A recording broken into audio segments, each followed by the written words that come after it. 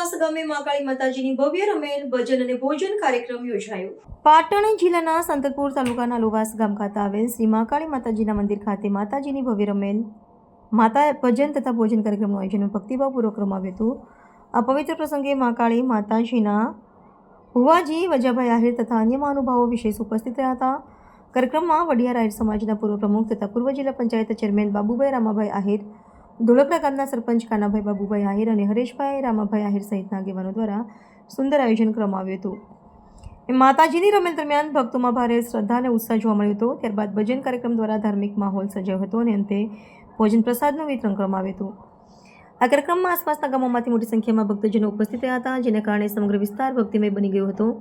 ભોજનદાદા બાબુભાઈ રામભાઈ આહિર ધોળકા પરિવાર છે। આ પ્રસંગે મેળો યોજાયો હતો।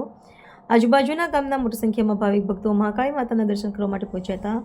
લોકોએ માતાજી અને માતાજીના ભુવા વજાભાઈ આહિરના આશીર્વાદ લીધા હતા।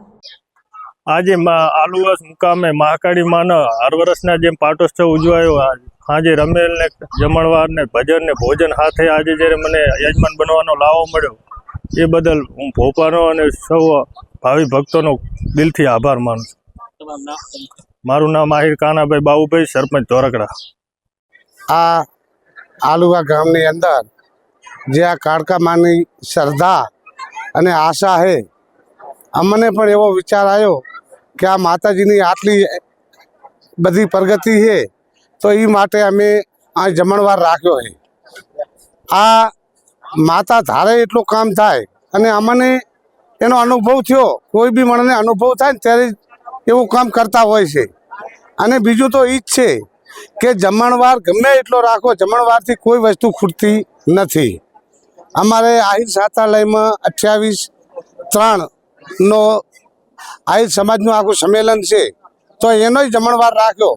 પણ જમણવાર વસ્તુ એવી છે કે જમણવાર કરો તો તમને કોઈ બીજી હાનિ ના આવે અને તમારી કાયમી માટે શાંતિ રહે, કોઈ દવાખાનું ના થાય, એના માટેના જ આ પ્રયાસ છે અને કાળકા માની શ્રદ્ધા છે।